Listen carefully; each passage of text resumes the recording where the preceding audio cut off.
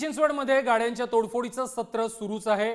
पिंपळे गुरवमध्ये 17 ते 18 वाहनांची पहाटेच्या सुमारास तोडफोड करण्यात आलेली आहे। सांगवी पोलीस घटनास्थळी पोहोचलेले आहेत। सीसीटीव्हीच्या आधारे आरोपींचा शोध देखील सुरू करण्यात आला आहे।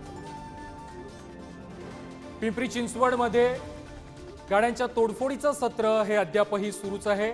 मागील काही दिवसांमध्ये अशाच प्रकारच्या घटना घडलेल्या होत्या आणि आज पुन्हा एकदा 17 ते 18 गाड्यांची तोडफोड करण्यात आलेली आहे।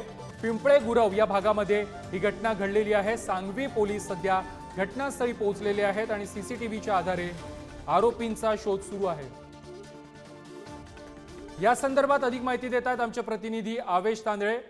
आवेश, पुण्यामध्ये दहशत निर्माण करण्याचा प्रयत्न अनेक गँगकडून पाहायला मिळतो। आज पुन्हा एकदा तसाच प्रकार पाहायला मिळालेला आहे। 17 ते 18 गाड्यांची तोडफोड ही दिवसाढवळ्या करण्यात आली आहे। नक्कीच प्रथमेश, आपल्याला माहिती आहे पिंपरी चिंचवड इथं गाड्याचं तोडफोड हे नेहमीचाच विषय झाले। आठवड्यात 2-3 घटना अशा घडत राहतात।